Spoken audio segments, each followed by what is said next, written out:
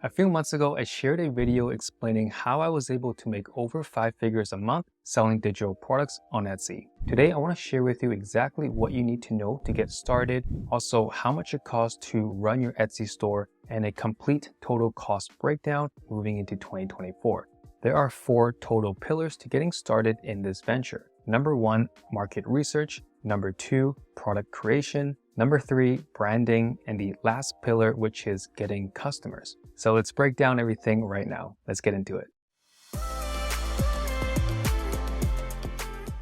Starting number 1, which is marketing research, and this is by far the most important part when you're starting your journey. I remember when I first started, I totally skipped this area and I just started creating what I want to create without knowing exactly if there's any demand for it, if anyone is searching, are there any different competitors, if the idea is even a good idea. So one of my favorite tools I like to use is Everbee. So let me show you. All right, one thing you want to do is to analyze the different competitors, checking out your niche to see how much people are actually making. Because at the end of the day, we want to see if the effort that we put into a category is it worth it, right? And every single category can generate a different amount for you. What are your short-term, long-term plans within your shop? Do you want to build multiple shops? So there's a lot I can go over, so check out my other videos if you want. But basically, if you want to quickly break down the different niche, I like to use a tool called Everbee, and it's a Chrome extension tool that you can use.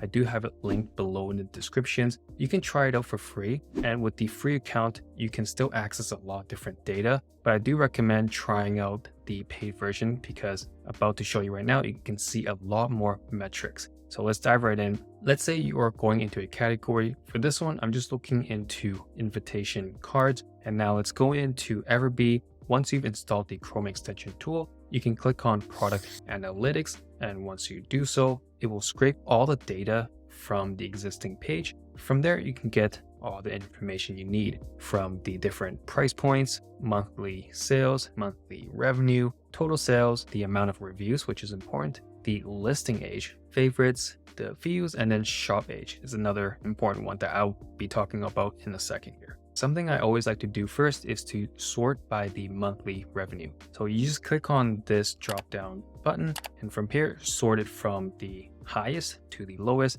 And that way you can get a quick indicator on what the best sellers are for that page specifically. The next thing I like to look into is the listing age, because if a certain listing has just recently opened, these ones are 5 months, which means that there's still opportunity in the space. So usually I like to look at the revenue, then the listing age. Now, the third part, if I want to go even deeper to really validate my idea, is to scroll over here and look at the shop age. Now, some may argue this is even more important than the listing age because this shows you exactly how long this shop has been open. So if you just take a look right here, this shop has been opened up for only 7 months. And that's incredible. And you're able to make an estimated revenue of $2,700.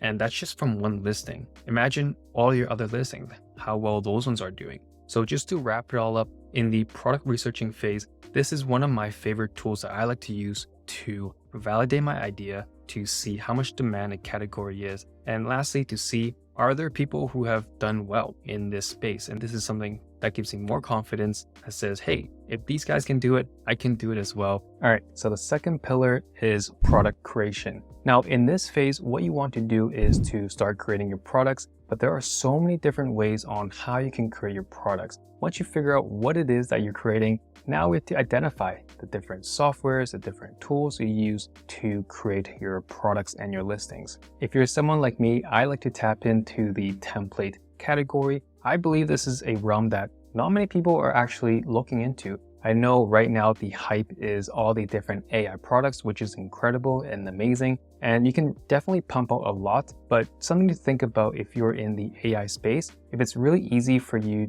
to streamline this process and automate everything, it's just as simple as someone else to do the same thing and replicate your store in a day. So that's why I like to take another approach, which is spending some time creating some high quality products that people can't fully come in and take over your niche. And that's why I love building in the template space, because no one is talking about this right now, but the opportunities is still incredible. So something for you to consider.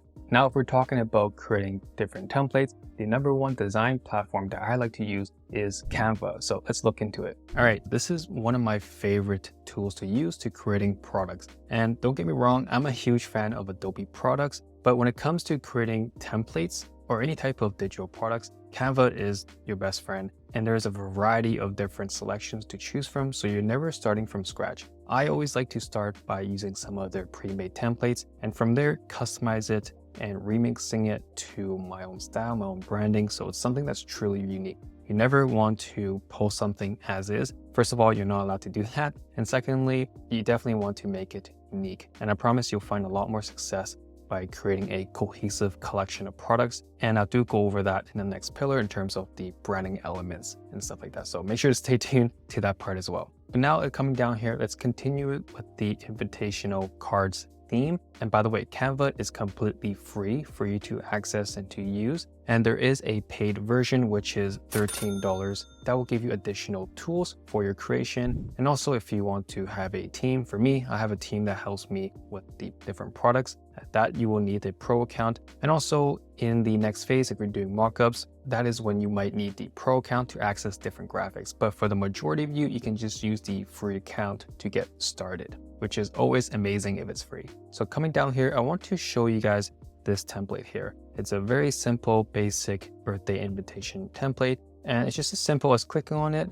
clicking customize this template. And from here, you can easily change anything you want to change. For example, if you want to change the text to something different, you can change the colors, the weight, whatever it may be, just like that. And once you've made enough changes, you can post this, you can share this and create a template. I have another video showing you more in depth on how to export these as template links to share on Etsy. So make sure to check that out in my channel. And something else I want to share with you why I love using Canva is some of the new tools that they're implementing. So for example, if you want to create variations of this birthday card, and if you follow my channel for a while, you know I love to create variations so that I can create a large catalog of different colorways that can cater to a lot of different demographics. So here's a quick tool that I think will help you. Let's go into Google and select a color palette. I just searched color palette here, and let's try this one out. You will right click it, click copy image,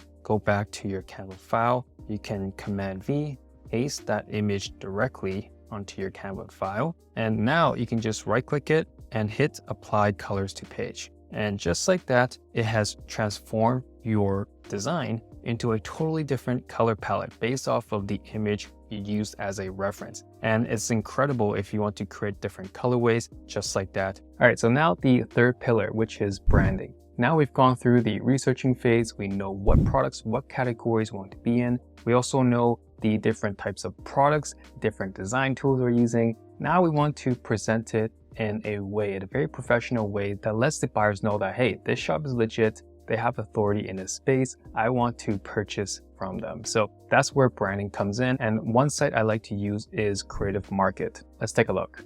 Okay, moving into the mockup phase, I want to show you guys Creative Market. And I want to reiterate, there's a lot of different sites you can use to create your mockups. This is just one of them that I like to personally use. You can even buy mockups directly on Etsy or even on Canva. When we talked about Canva, if you are on the pro account, there's a lot of different mockups that are available. But for me, I like to use mockups from here because I find these are a lot more high quality. And if you're someone that uses Photoshop, they have a lot of Photoshop files in here that's perfect for you for endless customizations. So from here, let's go up to the top, keeping it in the same category. Let's look for card mockups. So specifically greeting card mockup.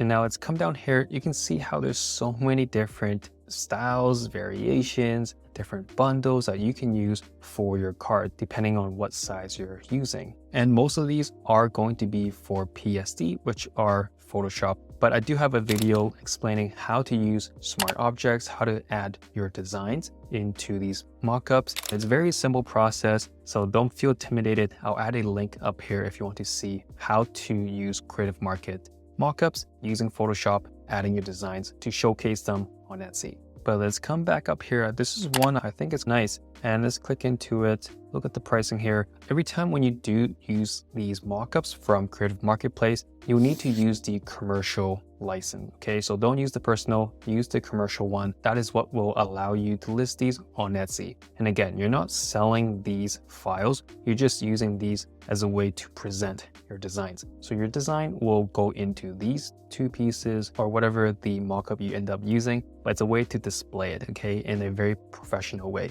You never want to just slap your design onto a listing and just call it a day. You want to present it in a certain lifestyle, however you want to portray your branding and things like that. So just looking at this one's $15, which is quite reasonable. You can use this for all of your items, right? So if this is going to be your main image, you would use the same one and create a very cohesive look for all of your listings. And I always recommend doing that instead of using a new mockup every listing. So don't worry about that. You can just pay for it once and you can use it for all of your listings. Now let's jump into the last pillar. All right, so we're here finally on the fourth pillar, which is the last one. And it's all about getting customers. You know, how do you actually make money in this category? We've done researching, we've created the products, we know what platforms to get good mockups to display your items. Now we need to market it. And I'm sure by this point, the platform we'll be using, which is Etsy, and it's an incredible platform for you to market. And now let's talk about the cost aspect. How much does it cost to get started on Etsy? So building a store on Etsy, the only thing you need to pay upfront is the listing fee. And to list a product on Etsy, it costs 20 cents to list. But afterwards, once you make a sale, there are different processing fees for Etsy, and it's around 6.5%. But that is something you will have to pay after you make a purchase. So the initial investment is just 20 cents per listing. And for me, I always like to start using 16 to 24 listings as I'm launching a new shop, trying to prove the concept, making sure everything is working before I start to scale that shop. So if you take 20 cents and you times it by 24 listings, that gives you a total of $4.80. So let's round it up to $5 to get started on Etsy. However, I do have a link below for you to use in case you are at the phase where you're starting your new shop. That link will give you 40 free listings. So that $5 will be pretty much free. So make sure to use that link when you do start your shop. So let's break it all down. In the first marketing phase, we have Everbee, which is $29. In the second phase, we have product creations. You'll be using Canva, which is $13. And then the third phase, creating your mockups using Creative Marketplace. Let's say an average mockup is $18. So if you add those all up, it equals to $60 to get started on your Etsy digital product journey. And I won't be taking account the 20 cents per listing fee that equals to $5 because in the link I do offer it for free. So that is not part of the equation. So $60 is all you need to get started in this venture. And if you compare this to any other businesses, if you're comparing it to a brick and mortar store, just imagine how much more it costs to do that. So I believe this is a really well worth it investment. And to be honest, this is the budget that I like to use to start any of my Etsy shops. And just to wrap it all up, I want to make one last point for you before you start this journey is I know how exciting it is to launch your shop, start creating your name, putting in your banners, maybe adding 1 or 2 listings, seeing how that goes, and then reassess. But that is a mistake that I see a lot of people make, and I want to explain more about why you should be building up all your products first and then launching at the end. And I want to go way more in depth into that, but it's hard to do in this video. So if you're interested, make sure to check out my free masterclass in the link below. And I walk you through exactly the step-by-step process, a lot more in details than I can in this video. And that way you get a full understanding on how you can leverage the strategies that I use for my own shops in 2024. So if that's something that interests you, make sure to check out my free masterclass in the link below. Hopefully you enjoyed this video. Make sure to subscribe if you want to learn more about selling digital products on Etsy. And until then, I'll see you in the next video. Take care.